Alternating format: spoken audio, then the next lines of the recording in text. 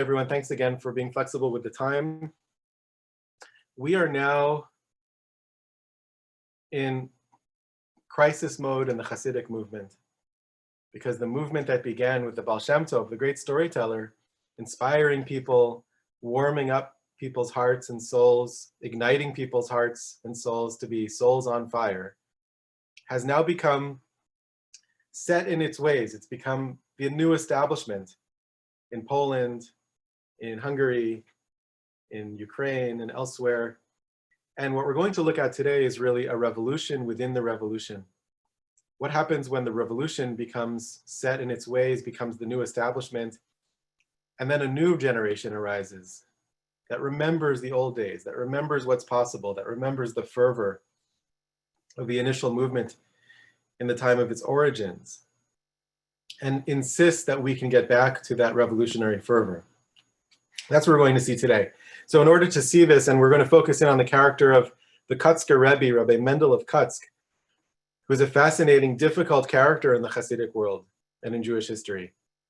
But in order to understand him, we have to go back a few generations and understand his context, his lineage, where he comes from.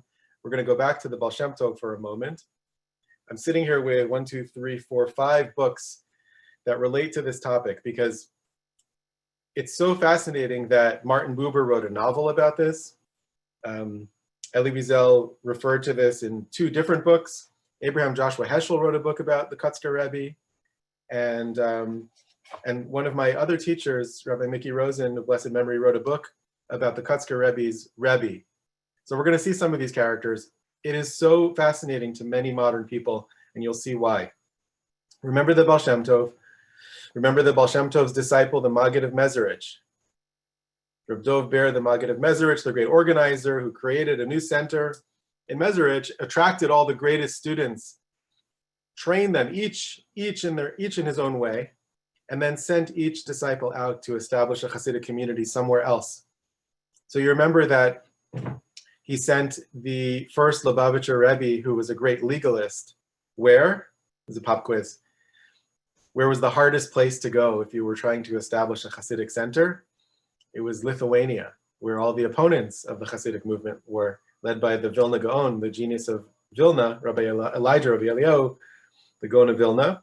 He sent the first Lubavitcher Rebbe, Reb Shner Zalman, there because he was perfectly poised and prepared to take on the super intellectual scholars in Lithuania, because he himself was a scholar. For the simple Jews in the communities in Ukraine, he sent other disciples to establish Hasidic communities. Rabbi Nachman of Chernobyl, for example, who was a great miracle worker and storyteller, he sent him to Ukraine to connect to the simple Jews. They weren't so intellectual, they didn't need a scholar. They needed someone who could warm their hearts and give them blessings and reassure them that God loved them. And to Poland, he sent Reb Elie Melech, the great of Lezhensk. Reb Elie Melech, the brother of Reb Zusha. We talked about Reb Zusha in the first session, or the second perhaps. Among the students of the Maggid of Mezritch, Reb Zusha was known as kind of a holy fool. And you remember he was the one who could never give over, who could never repeat the teachings of his Rebbe, because whenever the Rebbe started to speak, he would become ecstatic, and they had to lock him in the woodshed. Do you remember? That's Reb Zusha. So he wasn't so learned, but he was beloved among the Hasidim of all the generations because of his simplicity, his joy, and his open heart. But his brother, Reb Elie Melech, who was a bit younger than him, was very different. Reb Elie Melech was really about the status of the righteous person as not only a teacher for the Hasidic community, but as something of an intermediary.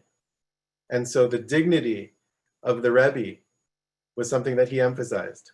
And people would come to Reb Elie Melech for blessings also, but the relationship was more hierarchical and more severe. There was a period of time when the 2 brothers traveled around Eastern Europe together. There are many stories about their travels. I'll just tell you one, because today is International Holocaust Remembrance Day. And that's a day that was defined by the United Nations. We have our own internal day, Yom HaShoah, with the Hebrew dates later in the year, but this is International Holocaust Remembrance Day.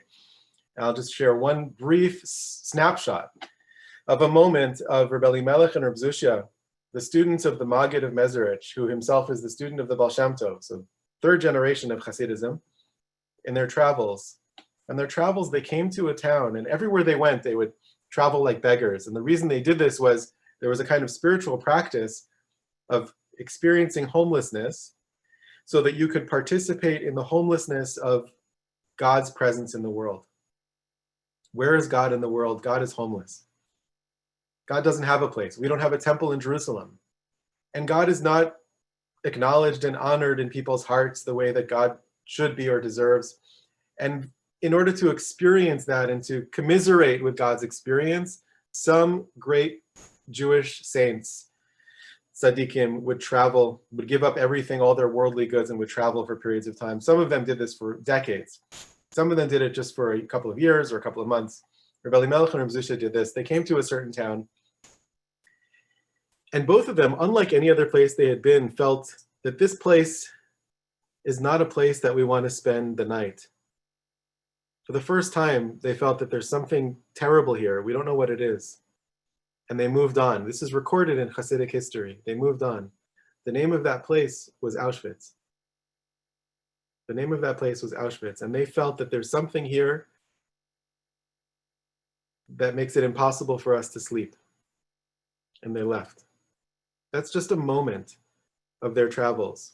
But later on, Rebbe Elimelech traveled to Poland to establish a Hasidic center in Poland. And he went to a town called Lezhensk. And he became a great Hasidic master in Lezhensk with a great Hasidic court, a community around him, and he attracted many students. And we're going to keep moving because we have to get to the Kotzker Rebbe. There's a lot more to say about Rebbe Elimelech. You can read about him in Souls on Fire. But he had one student named Rabbi Yaakov Yitzchak. And Rabbi Yaakov Yitzchak was one of his best students, one of his closest students. And Rabbi Yaakov Yitzchak became known far and wide as having the second sight, as having the ability to see things that weren't immediately present. He could tell you what you were doing in a place that was hundreds of miles away. He could see the future. He was known for his vision, and therefore he was given a nickname, the Chose, the Seer, the Seer. And he was really the closest student of Rebbe Elimelech. But at a certain point in their relationship, there was tension between them. As Rebbe Elimelech became older, he became suspicious of his student who was attracting his own disciples.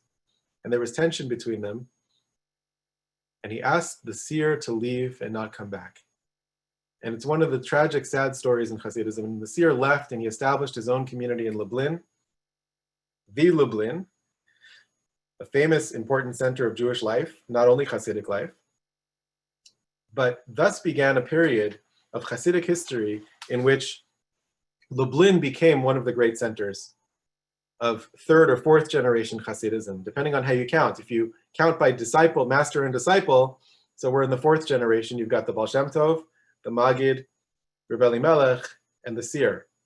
If you count in normal generation terms of years, we're still in the third generation because they weren't so distant in age. There are many things to say about the Seer of Leblind, but I'll just share two or three things. One, he was famous for his sight, but he was also famous for his miracles. And under his leadership, Hasidism attracted many new followers in Poland. Thousands and thousands of people, learned and simple, from urban areas, from small villages, flocked to Lublin to visit the Seer of Leblind. And there are many, many stories about the Seer of Leblind because of his miracles and because of his teachings. I'll share one story just so you get a flavor of who he was. And this is one of my favorite Hasidic stories. It's a story about the Hasidim coming to the Rebbe, coming to the Seer of Leblind for Rosh Hashanah. And it was a very common Hasidic practice to travel to the Rebbe, to travel to the master for Rosh Hashanah. Different reasons are given for this. One is that Rosh Hashanah is the new year, the Jewish New Year, but it's literally the head of the year. Rosh is the head of the year, and the master is the head of the community. So you bring the heads together, the head of the year and the head of the community together. But there are other deeper reasons that are given. But on one occasion, one of the Hasidim was traveling from very far away to Leblind to see his master and to spend the holiday with him. And he arrived after a long trip. And he walked in to the seer's room where he held court. He had a big room with his followers around where they studied Torah and sang together, and people would come to him for blessings. And normally the seer would greet him very warmly every year. Shalom Aleichem, how are you doing? It's good to see you. This time the seer looked at him and he said, go home. And the Chassid said, well, Rebbe, what? He said, go home. And he turned away. So the Chassid was crestfallen, to say the least. He didn't know what to do, so he left the seer's home and he walked to the nearest tavern. And as he was walking to the tavern to have a place to sit and maybe have a little something to warm him up, he ran into a bunch of his friends who were coming to the Seer of Leblind for Rosh Hashanah. They were going the other direction, towards the seer, towards the Rebbe. And they said to him, you're going the wrong way. What are you doing? And he told them what happened. He said, I was already there and the Rebbe told me to leave. He told me to go home. They said, he told you to go home. Come with us. Come with us. Let's sit down. We'll talk about it. We'll have a drink together. We'll drink l'chaim. Remember, the Hasidim were often drinking together, drinking schnapps and singing and celebrating and supporting one another. So they said, we'll drink l'chaims together. They took him to the tavern. They sat down and they ordered l'chaims. They ordered shots of schnapps or shlivovitz or vodka, whatever it was. It's Poland, so probably not vodka. Probably some kind of yash, yain saraf, or schnapps. And they took turns drinking a toast to this poor crestfallen chassid. L'chaim, l'chaim to you, l'chaim to you. Each one of them drank l'chaim to this chassid. Each one, all of the members of the group. And after they had all had a l'chaim together with him, they said, you know, you're with us now. Let's go back to the Rebbe. Let's try again. You should never give up. We know we're good Hasidim. You never give up. You shouldn't just go home now. You traveled all this way. Let's go back. Maybe we can persuade the Rebbe to greet you and to allow you to stay. So they persuaded him, and they went back to the Seer of Leblind. And he walked in very nervous because the Seer told him to leave, and now he's back. He walked in. The Seer took one look at him and said, Shalom Aleichem, good to see you. How have you been? I'm so glad you're here. Everyone got settled for the holiday. And after the festive meal that evening, they were all sitting with the Rebbe. And his new friends, his old and new friends, asked the Rebbe, what's going on? Why did you turn him away? You know, he's a special guy. He's a good guy. Why did you turn him away? And then when he came back with us, you greeted him so warmly. What was happening, Rebbe? They knew to ask the question. They knew that it wasn't a simple thing. And the Rebbe, the Seer of Leblind, said, when he first arrived, I saw that his time was up. It was time for him to leave this world.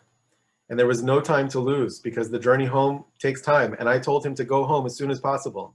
I couldn't tell him outright because I couldn't reveal the secret to him that he was going to leave the world. But I told him, you better get home to your family right away so you can say goodbye, take care of business, make sure your legacy is in order. That's why I sent him away. But you, all of you, when you drank l'chaim, which means to life, each one of you said l'chaim to him. Each one of you added years to his life. And when you came back, I saw that the decree is reversed and he's going to live a very long life now. And I was so happy to see him. This is the Seer of Leblind, but it's also a story about friendship and the power of the Hasidim, not just the Rebbes, not just the masters, but the Hasidim, the friends, to help one another out and to change one another's destinies. This is one of the messages of Hasidism, that we can help one another just by wishing each other well, blessing each other. So that's the Seer of Leblind. And there are many more stories, but the other thing I want to tell you right now about the Seer of Leblind is that in 1809, the Seer of Leblind and two other of the great Hasidic masters, also students of Rebbe Elimelech in Poland, got together. The Seer of Leblind, Reb Mendel of Rimenov, and the Kozhenitzer Maggid. The Maggid of Kozhenitz, Rabbi Yisrael of Kozhenitz. These were three different towns, Leblind, Rimenov, Kozhenitz. Three masters with different approaches to life, but they were very close friends. They got together and they decided, we are going to force the Messiah's hand. It's been too long that we've been in exile. The Jews are suffering, humanity is suffering, the world is broken. We can't take it anymore, and we have the power to change the destiny of the entire universe. We're going to force the Messiah to come. Remember, all the way back in the beginning, we talked about before the Baal Shem Tov, there was the false Messiah, Shabtai Tzvi. We talked a little bit about the other false messianic movements throughout Jewish history. But this wasn't a false messianic movement. None of them claimed to be the Messiah. They stayed within traditional bounds of saying that the Messiah is the Messiah. We don't know who that is exactly, but the Messiah is waiting, according to the mystical texts, waiting in heaven in a place called the bird's nest, waiting to enter the world until the world is ready, waiting for us to add up all our good deeds until they reach a tipping point and the Messiah will come. So they didn't claim to be the Messiah. They didn't appoint someone the Messiah. They just said, we're going to force the Messiah to come. And they entered into a state of mystical frenzy and practice over an extended period of time of fasting and reciting certain psalms and certain mystical prayers and doing other things that we don't even know about in order to bring the Messiah. And I'm going to pause to tell you that this is the novel that Martin Buber wrote called For the Sake of Heaven, or also titled Gog and Magog. This is the not awesome cover of the book, but really awesome book. This is Martin Buber, the philosopher, who wrote I Am Thou, The Eclipse of God, and other important works, as well as Tales of the Hasidim. But this is his novelization of this story and the surrounding stories of this time and place. Polish Hasidism, the attempt of three venerable rabbis, great mystics and tzaddikim, righteous people, to force the Messiah's hand. We're all here. We know the world. We know what the world looks like. We know that they did not succeed. It ended in tragedy. All three rabbis died in the same year. And there are mysterious stories about how they died, particularly the Seer of Leblind. It was Simchat Torah, the celebration of the Torah, and he either fell out of a window or was pushed out of a window. He survived for a while after, he lingered after that accident. Was it an accident? And then he died.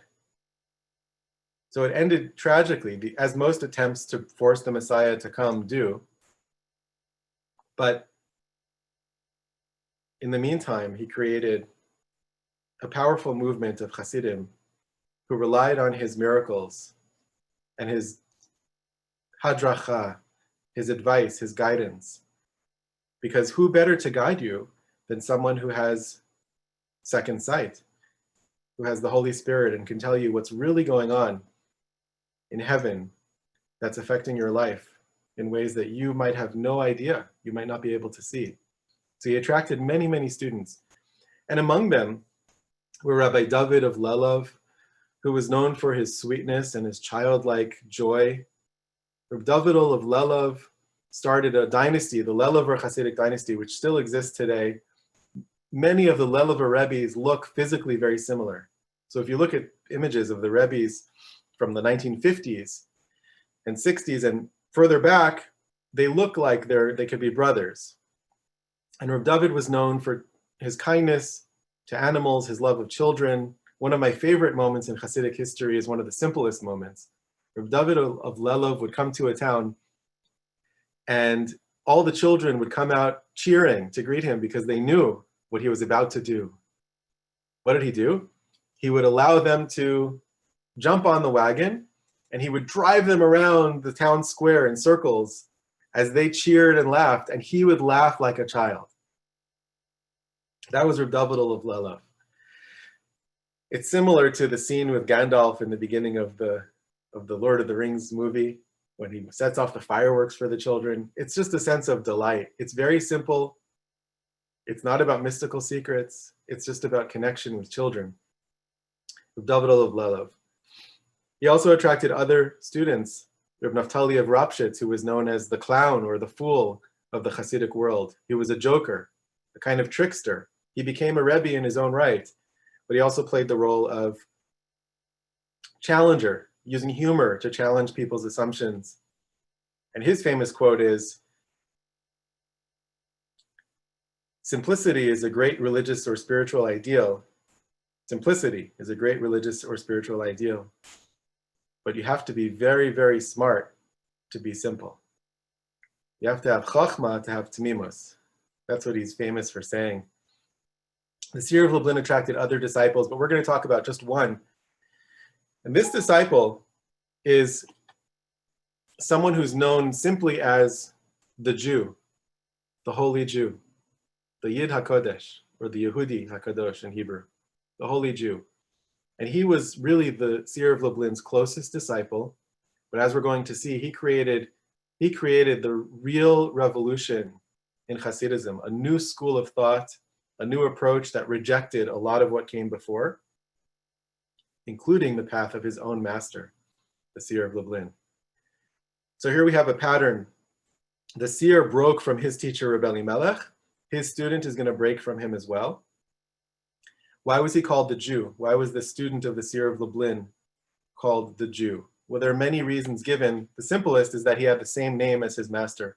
Both of them were named Jacob, Isaac, Yaakov Yitzchak.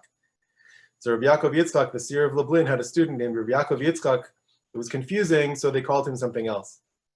But there are other legends about this. And one of the reasons that Elie Wiesel gives in Souls on Fire is that he wanted to reject the idea that a master, after all these generations of great masters, and especially in the tradition of Rebbe Elimelech, who emphasized the power, the authority of the master, this Rabbi Yaakov Yitzchak, the Holy Jew, wanted to reject the idea that the master has any special standing. And he wanted to be treated as a Jew, like other Jews. And indeed, we find that in his school of thought, there's a very strong de-emphasis on the role of the master. The master now becomes a teacher. But the work is done by every one of us. Every one of the Hasidim now has to do our own work. We have to practice. We have to grow ourselves. We have to take responsibility for our lives. And he moved to a place called, and this is even more difficult to pronounce perhaps than Mezhibaj. We practiced saying Mezhibaj together. It requires more practice. He moved to a place called Pshischa. Pshischa. Very difficult to say. It's a real place. And he, after years of tension with his master, the Seer of Leblind, moved to Pshischa. Now, he didn't want to break away from his master, and there are many stories. Some of them are in this novel by Martin Buber that I mentioned, and others are in Souls on Fire and in other books that I've mentioned. He kept visiting his master because he wanted to prevent a full break, and he wanted to keep his relationship with his great teacher intact.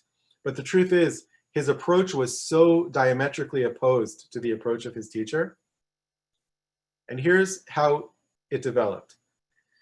He was one of the closest students of the Seer of Leblind.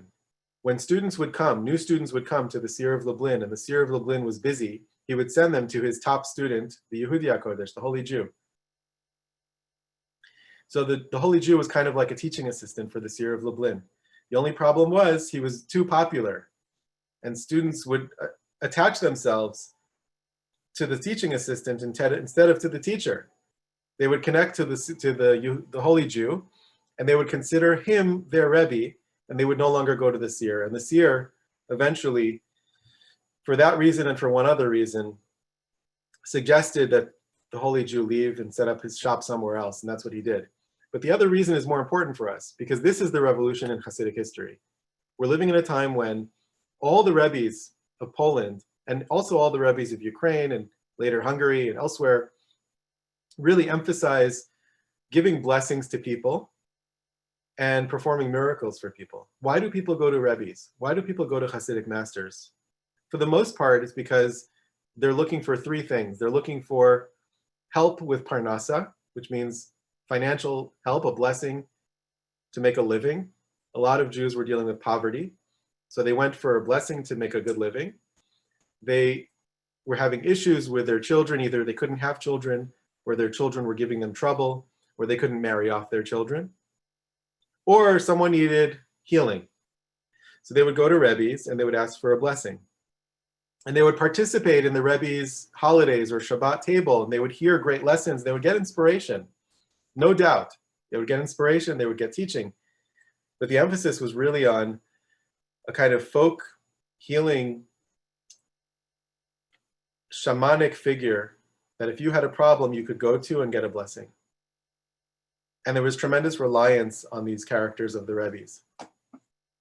This is not inherently a bad thing, but the holy Jew, the Yehudi HaKodosh, felt that this is a total departure from the initial idea of the Hasidic movement. What was the initial idea of the Hasidic movement? Remember from our first session? The core of the idea was that no matter who you are, if you're a scholar or you're not, if you're a simple innkeeper or a farmer, if you live anywhere in the world, you have a talent and you have a voice and you have something that you can use, you can harness to connect to God and to contribute to the symphony, the divine symphony. And you have your own way of contributing and you have to cultivate that. But the emphasis is still on the symphony. The emphasis is still on a life of the spirit.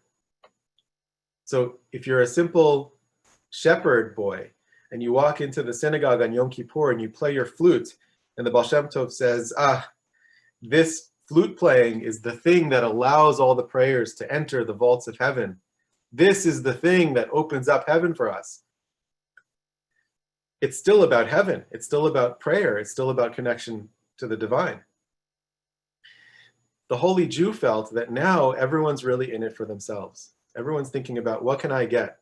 How can I have a better life in physical terms? The Baal Shem Tov talked about serving God with the physical, but now many Hasidim are talking about accessing blessing for the physical, for income, for financial success, for health, for well-being of my children. Those are not bad things. But that's not the emphasis of Hasidism. That's not where the focus should be.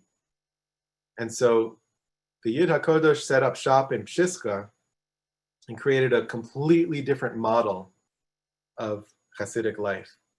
And he started to attract the best and brightest young men from around Poland and beyond. And here were the differences between what he was doing and what, for example, his master, the Seer of Leblind, was doing. First of all, as I said, he de-emphasized the role of the tzaddik. So it's no longer about getting a blessing from the tzaddik. The tzaddik, the Rebbe, is a teacher. The master is a teacher only. The master has information, knowledge, wisdom to share with you. But that's all. Then it's up to you to internalize that wisdom and use it in your own life and apply it in your own life. That's number one. Number two, a radical de-emphasis of the miraculous and miracles. Number three, a re-emphasizing of what? Of Talmud study. Now, where did we last see Talmud study? It was among the Lithuanian opponents of the Hasidic movement. The Hasidim were not generally known until now for Talmud study, for the intellectual depth and rigor of Talmud study. That wasn't the emphasis in Hasidism. And in fact, we're not even sure if the Baal Shem Tov and other masters were so learned in Talmud study. They might have been, they might not have been, we don't really know for sure. And suddenly the Yid HaKodosh is saying, you know what, the main practice is? It's two things, Talmud study and prayer, both. We have to reintegrate Talmud study and prayer. We can't leave Talmud study to the opponents of the Hasidism, of the Hasidic movement. We need to bring it all together in our lives. So when you came to Pshiska and you joined the movement of the Holy Jew, the first thing they would give you is a Talmud. Sit down and learn, sit down and study. This doesn't feel like a Hasidic movement anymore. But of course it still was, because the emphasis was also on prayer and on personal expression. But here's the other shift, the most important shift. And I'll try to convey it with a story. It's a little hard to convey because it relies a little bit on the Hebrew, but I'll translate and hopefully it'll come across. There's a story about the Yid HaKodosh sitting in his study, he's writing, and one of his students comes in and he says, Rebbe, can you tell me a word of Torah? Now that week's Torah portion was in Deuteronomy, in one of the Parshiot, one of the Torah portions that ends with a verse that says, Moshe read from the song of Torah, from the Torah scroll to the Jewish people. He read the words of the song of Torah until they were complete, which means until he had completed the words of Torah. He read all the words of Torah to the Jewish people. And the words in Hebrew for until they were complete are ad tumam, until they were complete, until they were finished. That's the simple reading. So the student walks into the Yid HaKodesh's study. He says, Rebbe, give me a word of Torah. Now the Yid HaKodesh, this new kind of Rebbe who is a teacher and doesn't want to be seen as a miracle worker or an intercessor in any way, he's busy. He's writing. He's in the middle of something. Without missing a beat, he says, he looks up for a second at his student. He says in Hebrew, ad tumam. And then he goes back to writing. And the student reports that the whole world changed for him in that moment because he understood what his Rebbe was saying. He understood the teaching of the Yehudi. What was he saying? It's not that Moshe read the words of Torah until the words of Torah were complete. Moshe read the words of Torah until the Israelites were complete, until they were whole human beings. He fixed their souls by reading words of Torah to them. And that instantaneous, spontaneous interpretation captures a lot of what this movement in Pshischa is all about. It's no longer about getting a blessing for better income or a good marriage for your children or even healing. Not that there's anything wrong with those things, but the emphasis now is on becoming a complete and whole human being.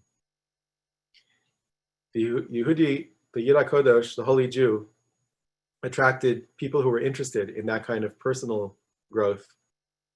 They weren't interested in the other things. And Pshischa became known as a revolution. And the other thing to say here is that the people who were members of this revolution did not refrain from speaking critically of the old guard. So they would say things like, you know, that great Rebbe, one of the famous Rebbes who was known for his miracles, he was a great person, but he was a great person in spite of all the miracles. That's a kind of double-edged compliment, right? Because it's really a critique of the emphasis on miracles. And they would say other things that were very critical. And it reached a point that the Hasidic masters of the surrounding area got together at a famous wedding. And it was a wedding of two Hasidic families where many of the great Rebbes from not only Poland, but Ukraine and White Russia would be together. And they held a trial of Pshischa. They held a trial of this new movement to decide, can this actually stay within the Hasidic movement, or is this too much of a departure and we have to, what? We have to excommunicate them. Now we've seen an excommunication from outside the Hasidic movement in 1772. It wasn't the only one from outside. But we've seen that phenomenon of the opponents, the Misnagdim, attacking and excommunicating the Hasidim. We saw that the Hasidim did a counter-excommunication. According to legend, that's why the Maggid of Mezritch died.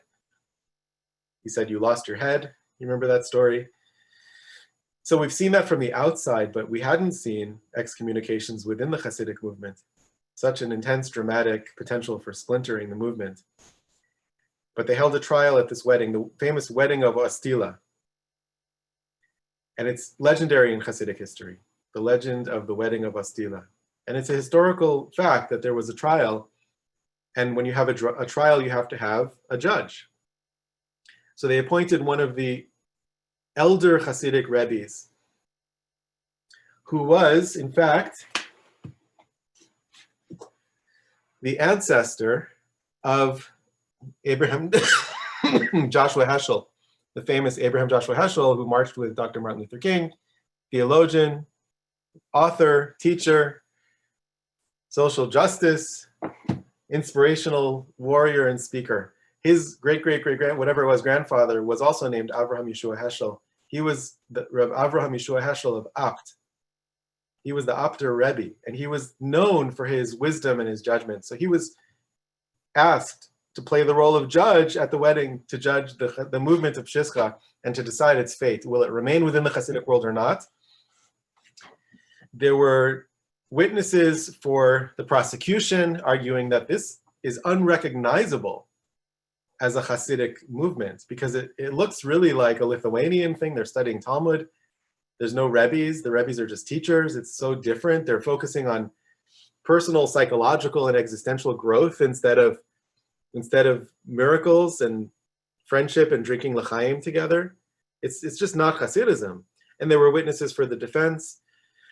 And the conversation went back and forth until finally, according to the story, one of the students of Pshischa, of the new revolutionary movement, stood up on the table and he ripped his kaftan open, his coat, and then his shirt, and he showed them his chest, and he said, "Look, Rebbes, look into my heart. There's nothing that we're doing here that's insincere. Everything we're doing because we want to come closer to God."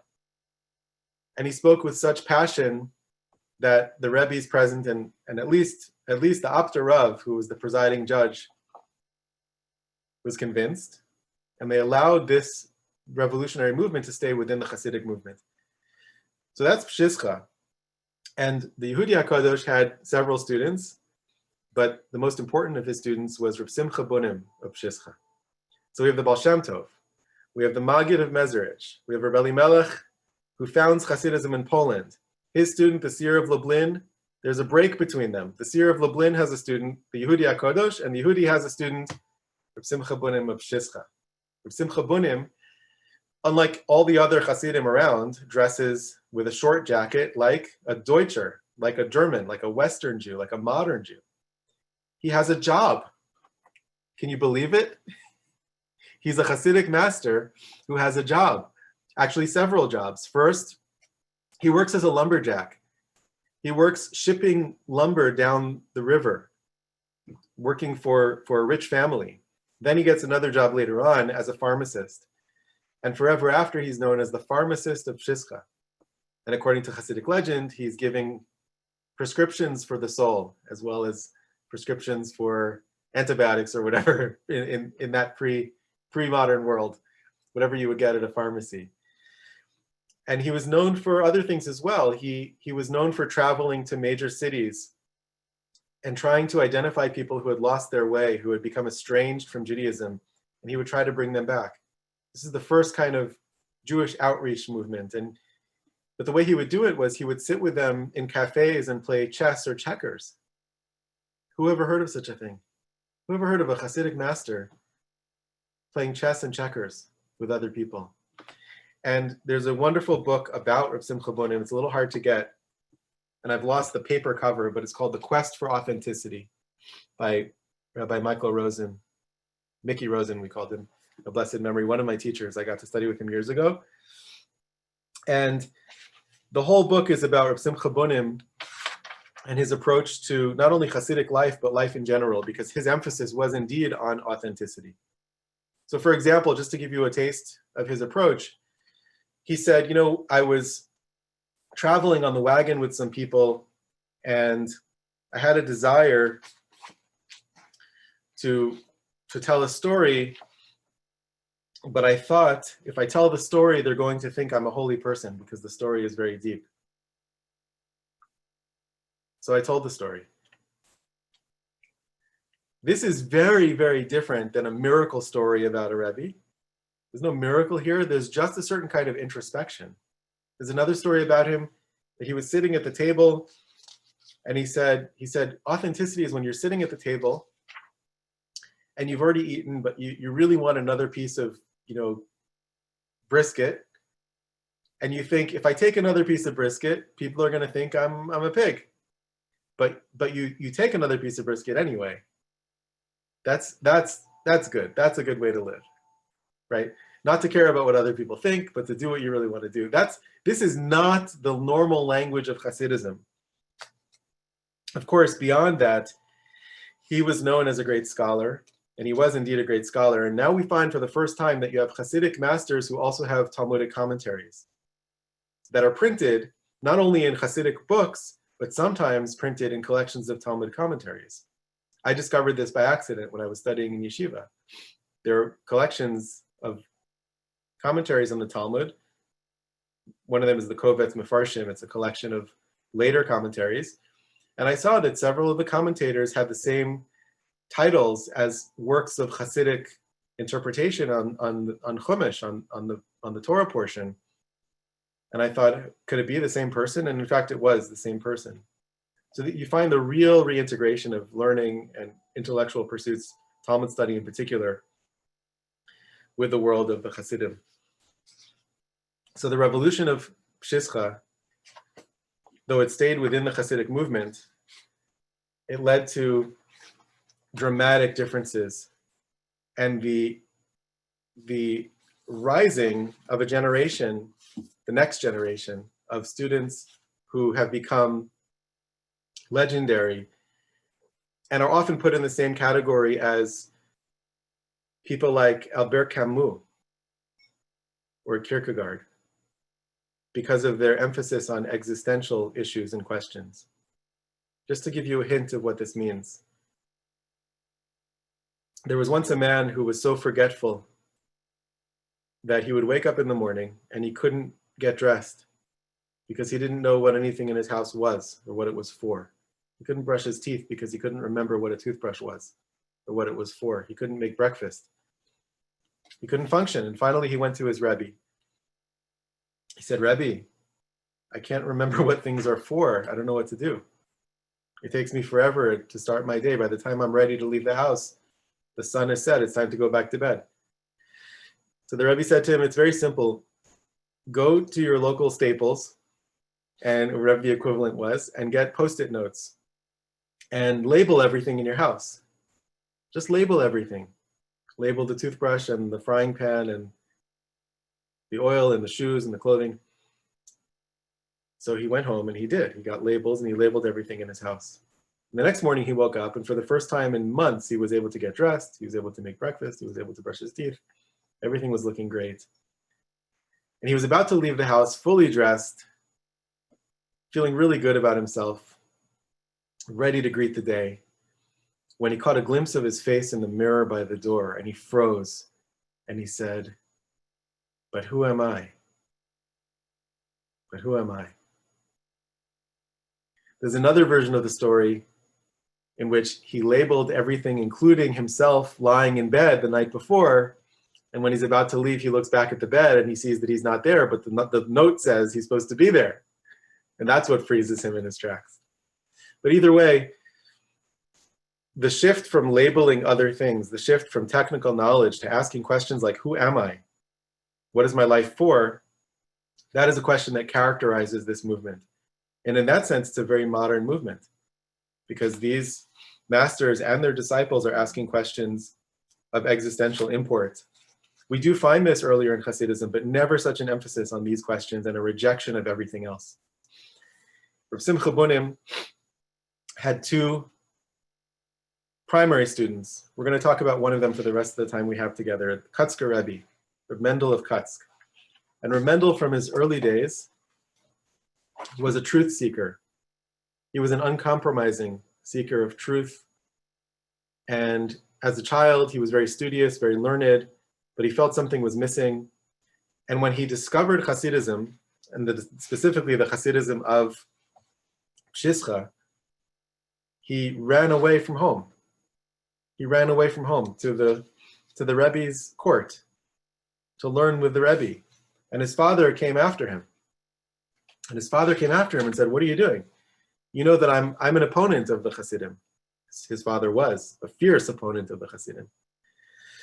The young Kotzker Rebbe, who was 14 or 15 years old, he answered from this week's Torah portion. This week we read the Song of the Sea, the splitting of the sea and the Song of the Sea. And there's a verse that says what the Kotzker Rebbe said to his father. He said, Father, first it says, this is my God, I will glorify him, and the God of my father, and I will exalt him. First, if you read it carefully, it says, this is my God, and only afterwards does it say the God of my father. So I have to develop my own path and my own relationship with God. Even if you're against the Hasidim, my heart is calling me to the Hasidim, my truth is leading me there. So I'm sorry, you don't have authority over me here. So this is the first teenage rebellion we have. Maybe not the first, but one of the first in Hasidic history at least. And it set the tone for a lot of what the Kotzker Rebbe would do later on, because he continued to be uncompromising in his search for truth. And as a student of Reb Simcha Bunim, he became very, very accomplished spiritually and attracted his own students, but he always rejected them because he didn't want to be a master. Because coming along with being a master is the incredible burden, the terrible burden for someone who really wants truth, of honor. Honor is one of the great obstacles to truth, because you get a little taste of honor and then you want a little more, so you change your behavior just a little bit, very, very subtly, in order to receive more honor. And the Kotzker rejected that. He didn't want honor, he didn't want money. In fact, there's a story where one of his Rebbe had some leftover money and distributed it to all the Hasidim. The Kotzker Rebbe wasn't there. So he arrived late, and the person who was distributing the money ran over to him and said, I'm so sorry you missed the money distribution. I'll get you some money. And the Kotzker Rebbe Mendel of Kotsk spat, said, money, ptui, ugh. And the guy who was distributing the money reported that for months afterwards, whenever he even thought about money, he felt the urge to throw up. That's the effect the Kotzker Rebbe had on people. And he said some very powerful things. He said, what's the purpose? To one of his own friends, he said, what's the purpose of Khasirism? And his friend said, it's to perfect the human soul. And Reb Mendel of Kotsk said, no, that's too modest a goal. It's too small and humble an aspiration. Our goal should be to raise up the sky. We're not just aiming to perfect and improve ourselves. We're aiming to raise up the sky. We're aiming to change the universe. So notice the progression from the emphasis on miracles and my own personal needs to the radical revolutionary focus, new focus on growth, spiritual growth, learning, praying, leaving aside the personal needs. And now it's not even about your personal spiritual growth. Now it's about something even much broader. That's the progression of the Kotzker Rebbe. A few other things the Kotzker Rebbe said that have come down to us and that are often quoted. One, he said, it says in the verse in the Shema, when we read the Shema prayer, the unity prayer, it says, you should put these words of Torah on your heart. You should put these words of Torah on your heart. Al levavechem. The Kotzker Rebbe asks, why does it say on your heart? It should say in your heart. Doesn't God want us to put the words of Torah in our hearts? And he said the following. He said, sometimes you learn something and you're not quite ready to receive it. You're not ready to internalize it. You're not ready. You haven't done the work. You haven't been prepared. So in that case, what you learn, the wisdom that you encounter, can sit on your heart. And at some point in the future, when your heart opens up, it'll just fall right in. That's why the Torah says, put it on your heart. Because it's acknowledging that as human beings, there are different moments and we grow. And sometimes something clicks much later than when we initially learned it. The Kotzker was so dedicated to truth that in his later years, he refused to wear glasses.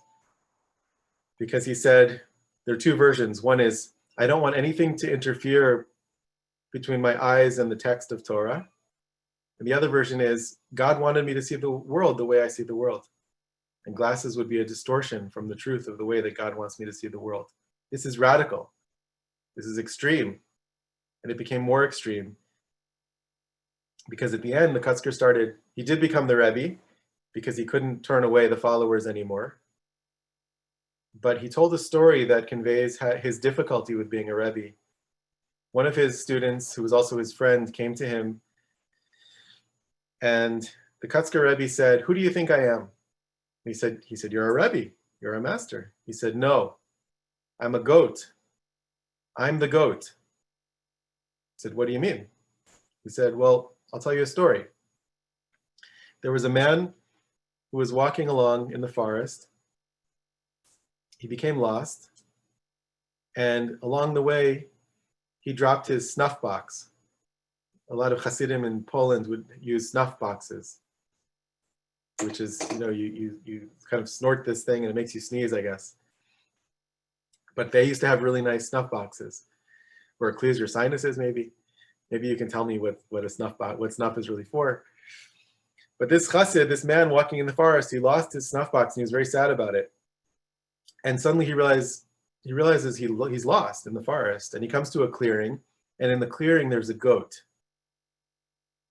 And the goat says to him, "What are you doing here?" And the man says, "I'm lost in the forest, and not only that, I lost my snuff box. And I'm really upset that I lost my snuff box."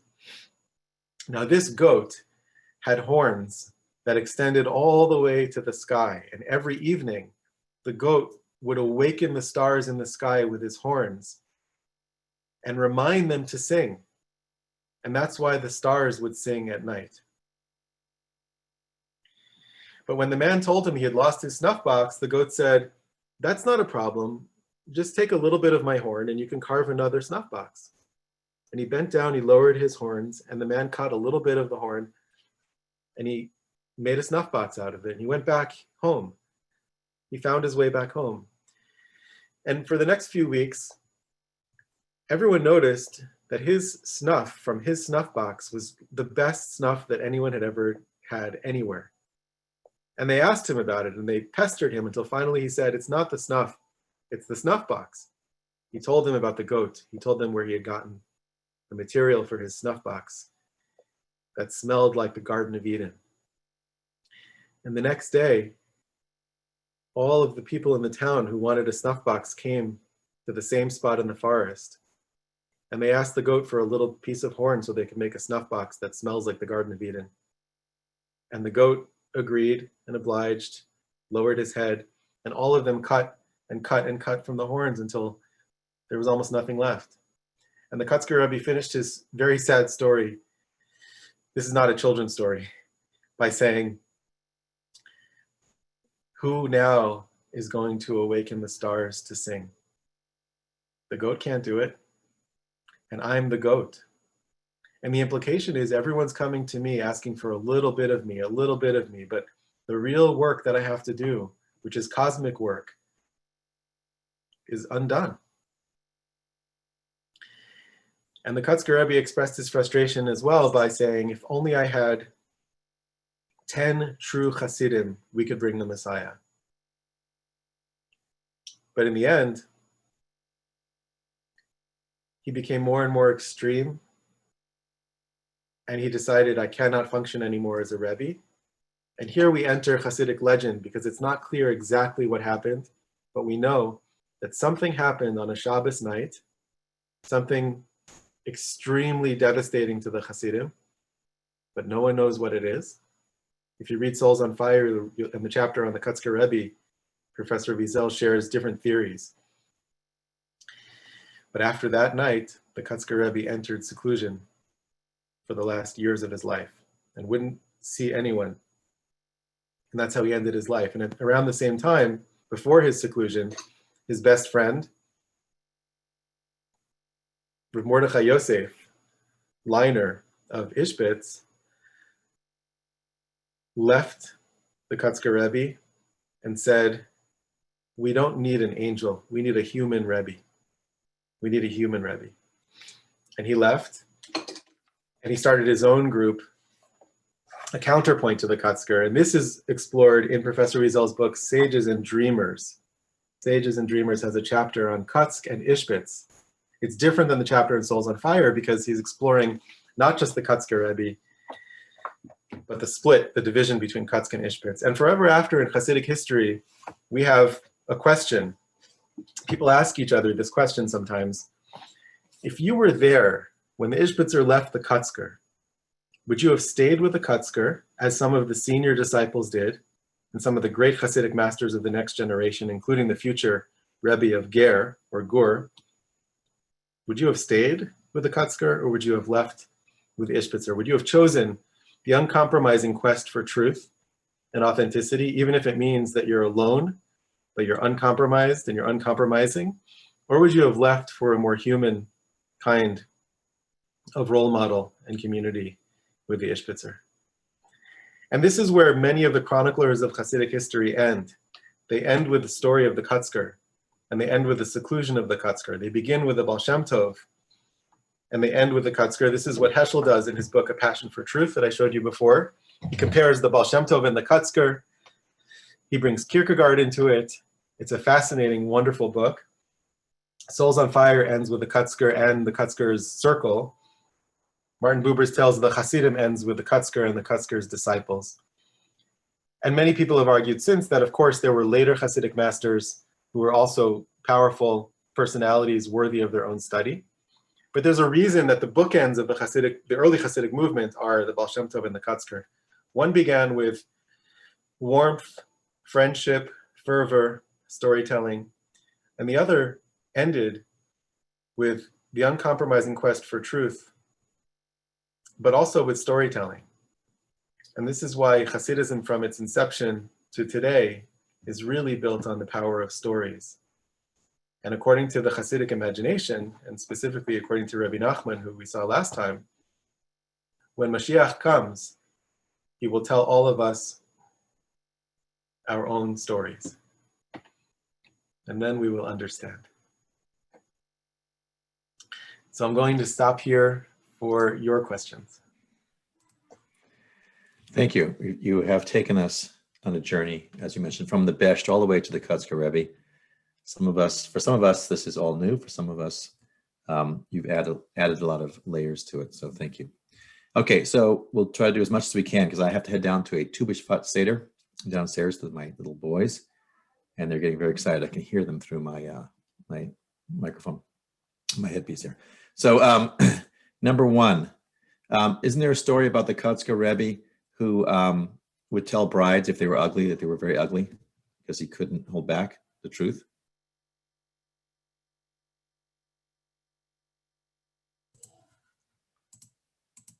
Did I lose you? Unmute you. Okay. There we go. So I'm not aware of that story about the Kotzker, but there's actually a famous controversy in the Mishnah about this between Beit Hillel and Beit Shammai, who we saw in the course on Tales of Conflict. What do you do? Literally, how do you dance before the bride? If she's beautiful, you say she's beautiful. But what if she's not? What do you do then? So Beit Hillel says you still say she's beautiful. Kala na'a v'chasuda. You say she's beautiful and kind. You say that no matter what. And Beit Shammai says, no, you tell the truth. You can't compromise with the truth. And this is very typical of their arguments in general. Beit Shammai is also uncompromising. You focus on the truth even at someone's expense. Beit Hillel, you go for a deeper truth. Because the truth is, as Rabbi Ishmael says in the Mishnah elsewhere, the truth is they're all beautiful. If you think they're not beautiful, it's just because you're not seeing well. The truth, the deeper truth is that they're all beautiful. And this is really also the difference between the Kotzker and the Ishbitzer. The Kotzker would say, you have to tell the truth as you see it, don't wear glasses. And the Ishbitzer would say, you go for a deeper truth. And this is a tension, really, it's a tension in Jewish life today, and it's a tension in the world today. Because we don't want to romanticize things. We don't want to pretend that things are not what they are. We want to name things with precision and rigor. And if you see something that's evil or ugly behavior, you have to call it out. We need accountability. But we also find that there's a lot of calls for accountability that divide people and tear communities apart, and where people forget the beauty of other people. And this is a core tension. The bottom line in many of the teachers that I've had and been very fortunate to have is that ultimately, as in the Talmud, as in the Mishnah and the Talmud, we decide the law like who? Like Beit Hillel. So ultimately we decide in the direction of love and kindness. But at least we remember that Beit Shammai is there to remind us not to go too far away from the truth and to hold the tension between truth and kindness always, because they're both really important principles for creating a just and compassionate world or wedding. Right. I'm pretty sure there is a story about the Kotzker Rebbe and him telling brides they were ugly because he wanted to be true. Alice wants to know, like, what years we're talking about, like when we get to the Kotzker, what dates are we up to now? So the Seer of Leblind, remember the Maggid passed away in 1772. The Seer of Leblind passed away in 1810, 1809, 1810, in the Hebrew calendar, around Simchat Torah. So we are now in the 1830s, 1820s, 1830s. And as I said before, if you count the lineage generations, we're now the Kotzker considered himself the 7th generation of Hasidism. But if you're looking at actual generations, however we count a generation, there's so much overlap that we're really more in sort of the 4th generation of Hasidism. So 1820s, 1830s. The 1810 to 1820 is when you have the Yehudi is most active. The revolution that we were talking about earlier is 1810, 1811, 1812, maybe even a little earlier. And then we have the next generation in the following decade and a half or so. I have Aaron here. He wants to be Spider-Man for the All right. later. I don't know why. Okay, so other quick questions. People have asked for how do you spell the rabbis' names, and are there images of these rabbis? I will share that. Don't worry. When you get an email from me in a follow-up, I will share kind of all the stuff that we have discussed with the timing, names, spelling, where they lived. Is there a television show called, Kotsker Rebbe? Because it seems like it would work. Those of you who know what I'm talking about on television will know. Jeff Kaufman and Lloyd say snuff. Snuff gives the effect of nicotine without smoking. It can be sniffed or a pinch placed in the mouth between the cheek. So that's what they're doing. Okay, it's nicotine. Did not know that. Thank you, guys. Thank you. Let's see. Who's the Rebbe today that you think is cool? Is there some cool contemporary Hasidic Rebbe who's saying interesting things that we should know about? There are some. Just to mention, the Kotzker Rebbe died in 1859, I think. The last years of his life were in seclusion, so he wasn't active all the way to the end, but just to give you a sense of the timeline.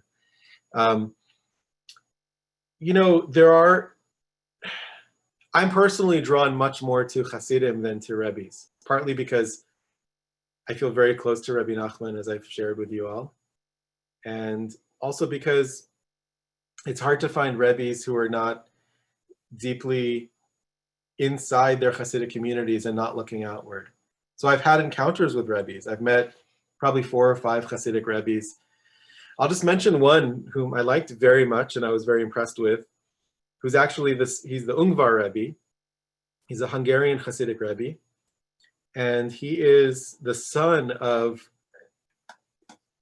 some of you will know this name, Martha Hauptman will know this name. He's the son of Rabbi Menashe Klein, who was a very close friend of Professor Wiesel. They went through the camps together, they were in the orphanage together. Rabbi Menashe Klein, who went through the Holocaust with Elie Wiesel, became the Ungvar Rebbe. He reestablished that Hasidic court in America. He also became a great legal scholar of Jewish law. He wrote the Mishnah Halachos, a collection of responsa questions, halachic legal questions. Great scholar. His son is the current Ungvar Rebbe. I met him a few years ago in Jerusalem. And he's very special. And he had a lot of stories about his father. And he asked a lot of questions about Professor Wiesel. We were sort of comparing stories. He came to the Shiva for Professor Wiesel, actually. Had some very interesting stories there about Shoshani, the mysterious teacher of Elie Wiesel, Shoshani. And I was very taken with him. There are other Rebbes that people go to for blessings today. The Amshinover Rebbe, the Biala Rebbe. But I'm really more interested in the Hasidim, who are the people who are taking Jewish spiritual practices seriously, and they're not all found in the Hasidic world by any means. There are people across the Jewish world who are very deeply connected to some of these practices and look to this material, these stories and these teachings and these masters and their lives and their various emphases for guidance in their lives, for inspiration in their lives. So those are the people I really look for. Who are the Hasidim more than who are the Rebbes? Thank you. Heather Silverman recommended a book, A Fire Burns in Kotsk. So I'll have to check that out. I don't know if you know that book. That's very good, yeah. Jeff Kaufman asks, isn't there a basic concept of Lashon Hara? And you've told us these stories. In fact, I think there'd be a great series or a great book called Great Trials in Jewish History, where you'd have Jews putting other Jews or God on trial. You could take all these stories and put them in a book, right? But Lashon Hara seems to be something that these Hasidim are not worried about partaking in. So wouldn't this be a basic thing they would want to be careful about? You would think, and in many cases they are, but when there were Hasidic controversies, and the two major controversies in Hasidut, there were others, but the two most famous controversies were this one, the controversy about Pshischa, and the anti-Breslov controversies of the 1830s and other periods, but especially the 1830s, which is what I wrote my dissertation on. It was a very fascinating time period. And in some of those cases, the controversies and conflicts became so heated that people forgot basic common sense and basic Jewish law. And so you find Lashon Hara, and you find, not only that, you find people turning in the members of the opposing sect to the non-Jewish governmental authorities. I mean, you find physical violence sometimes. People would get crazy. Usually it wasn't the masters, it was the students who would become so fanatically against their opponents. And they thought they had good reason. They thought that these are somehow an existential threat to the Jewish life with their misguided ways. But it got way out of hand, especially in this case and in the case of the opponents of the Breslover Hasidim.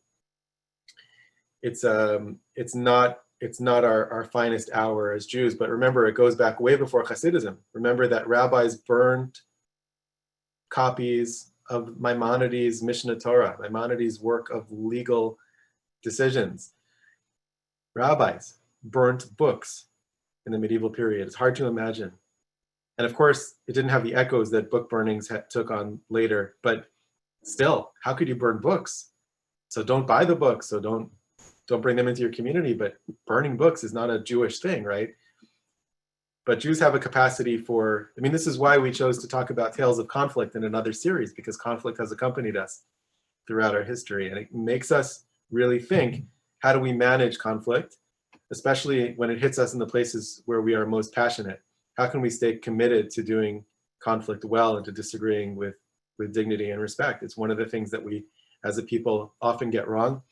As Professor Wiesel would often say, when we talked about things like this, it's an old story. Someone asked about Chabad Chasidic. Chabad, is that part of Hasidic lineage? And yes, it is. We didn't really spend time on them, but they are part of this lineage, and we can share information about that. I guess just running out of time here. So Howard Mirowitz asked the question, how did the Hasidim relate to Kabbalah? Were they practical Kabbalists, or were they seekers? And did Kabbalah play a large role in their studies and in their teaching?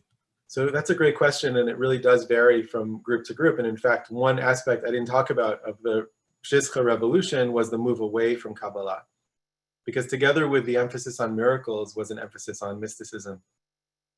And so the students of the Seer of Leblind studied Kabbalah, used the language of Kabbalah, and the Pshisker Hasidim, the holy Jew and his followers, really didn't talk about Kabbalah very much. They weren't as interested in mysticism. They were interested in human experience, human psychology, even though, of course, this is pre-Freud. They didn't have a language of psychology that we would recognize, but it is a psychological language. It's a language of experience and subjective reality. And what does it feel like to be at a table where you want to take more food, but you're embarrassed? You know, that kind of internal experience, that self-consciousness. It's a very modern thing. So they're less interested in Kabbalah. When you go, there are many still existing. I mean, there are many different Hasidic sects that are still around today. They survived or rebuilt themselves after the Shoah. Do you find that each sect will have kind of a different approach based on all the different approaches you've shown us? Did those approaches kind of continue through the different Rebbes, Or did each generation react to the prior generation? So if you go to the Ger Rebbe, would that be a consistent approach to prior Rebbes, or would it be very different? So it's kind of two questions in one. Yeah, so there are different levels here. So if you go to Ger, for example, you'll see that they're studying the Ger Hasidic texts. They're studying the works of the first Ger Rebbe, who was a student and friend of the Kotzker Rebbe, the Chidushi Harim. And there's an emphasis on those teachings. But remember, most Hasidic groups today, as they evolved, became defined sociologically. They became defined by ways of dressing and living in certain areas, and sometimes even voting a certain way. Not always. But Hasidim, in my experience, are all really interested in what they call avodas Hashem, serving God, which is spiritual life, spiritual practice, devotion. If you're interested in inter-religious dialogue and comparisons, this would be sort of bhakti yoga, devotional practice. And that's something they have in common, and that's different than modern culture. Modern culture doesn't use the language of devotion and fervor and service of God. And that's something that has generally remained in Hasidic communities. There's still a lot of diversity, but a lot less of the nonconformity that you found in the early days of Hasidism. And the reason for that is we don't have time to go into this, and if we had another 4 sessions, we could do it. Maybe someday we will, or someone else can talk to you about the rise of the Haskalah, the rise of the Jewish Enlightenment. But the Hasidim felt so threatened by the modernizing movement of enlightened Jews, starting around this time period, the early 1800s, mid 1800s, depending on where you are, first in the West, later in the East, that they closed ranks and they really emphasized tradition.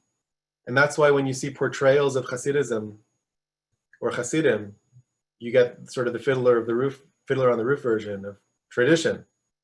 And tradition is definitely part of what goes on in Hasidic communities, but in early Hasidism, the emphasis was not at all on tradition. It was on radical creativity and finding your own way to connect to God, and diversity and nonconformity. And that's why all the Rebbes are so different.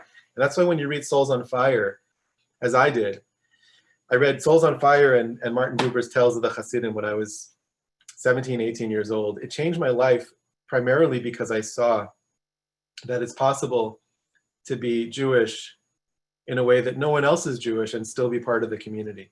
There's tremendous diversity and potential for diversity, not just in terms of where you come from or the customs of your house or what you eat on Passover, what you don't eat on Passover, but in terms of the most important questions of who you are and what elements in life and what dimensions of life really define your life, and which elements do you want to emphasize and seek out in your life.